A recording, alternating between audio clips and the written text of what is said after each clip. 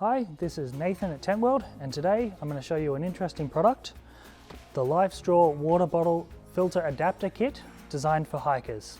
The LifeStraw Adapter Kit has a couple of interesting features that are worth noting. It filters down to 0.2 microns, which means it removes 99.9% of bacteria, parasites and microplastics from the water source.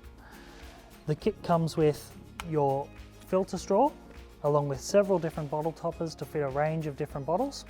It also comes with a lid for use on either topper and a carry bag to store it all in when not in use. Some of the bottles that this unit fits, which are available here at Tentworld, are your Nalgene wide mouth bottle range and your Clean Canteen drinkware.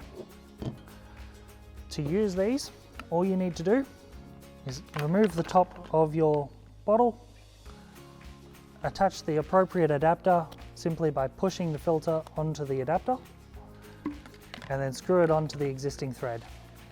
This works the same for the narrow top on the Clean Canteen bottles. Remove your existing lid, screw on, and you're ready to drink. Can be covered with the included cap. Thanks for watching. I hope you found this video helpful. If you have any other questions, pop into your nearest Tentworld or check us out online.